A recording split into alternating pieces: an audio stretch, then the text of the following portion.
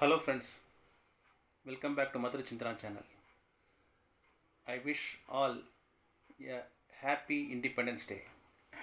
இன்றைக்கி இந்த நல்ல நாளில் நம்ம ஒரு சில விஷயங்களை நினச்சி பார்க்கணும். Indian freedom struggle, Indian freedom fight அப்படின்றது 17th century 18th centuryயில் ஸ்டார்ட் ஆனது கிடையாது. அது கிட்டத்தட்ட 800-850 வருஷத்துக்கு முன்னாடினது. எப்போது ஒரு ஃபாரின் இன்வேடர் கோரி முகமது வந்து இந்தியாவில் ஒரு கிங்டமை க்ரியேட் பண்ணி இங்கே இந்தியாவை ஆள ஆரம்பித்தாரோ அப்போலேருந்து ஆரம்பித்து டில் ஈஸ்ட் இந்தியன் கம்பெனி வரைக்கும் நடந்த போராட்டங்கள் எல்லாமே இந்தியன் ஃப்ரீடம் ஸ்ட்ரகிள் தான். கோரி முகமதுலேருந்து ஆரம்பித்து இப்ராஹிம் லோடி வரைக்கும் வேரியஸ் சுல்தானைட்ஸ், அப்போவும் மக்களோட போராட்டம் இந்தியாவிலையும் ஹிந்துஸ்தானத்துலேயும் தொடர்ந்துக்கிட்டே தான் இருந்தது, வேறு வேறு வடிவத்தில். என்னென்னா ஒரு ஒருங்கிணைந்த லீடர்ஷிப் இல்லை அப்போது.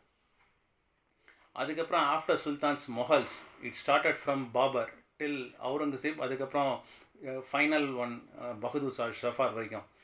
பாபர் காலத்திலே ராணா சங்கா, அக்பர் காலத்தில் ராணா பிரதாப் சிங், இந்த மாதிரி வேரியஸ் கிங்ஸ் இன்க்ளூடிங் ஹேமச்சந்திர ஆதித்யான்ற ஹெமு, இவங்க எல்லாமே நம்ம மொஹல்ஸை வந்து எதிர்த்து போராடினவங்க தான். இவங்க எல்லாமே ஃப்ரீடம் ஃபைட்டர்ஸ் தான்.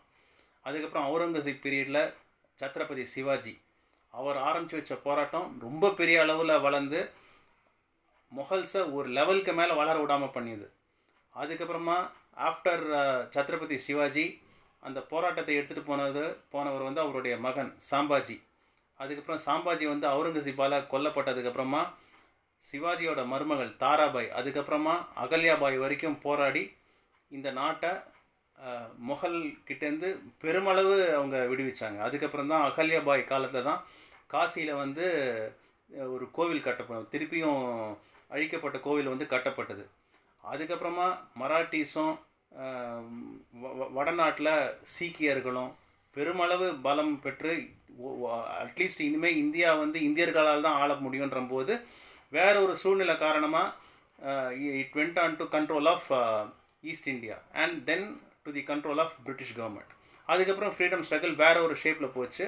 கடைசியில் 1947 நம்மளுக்கு சுதந்திரம் கிடச்சிது. இந்த சுதந்திரம் கிடச்ச நாளில் நம்ம இந்த இந்தியன் ஹிஸ்ட்ரி, இதுக்கு யார் யாரெல்லாம் பாடுபட்டாங்க எல்லாரையும் நினச்சி பார்க்கணும். எல்லாருக்கும் சல்யூட். ஜெய் ஹிந்த். தேங்க்யூ.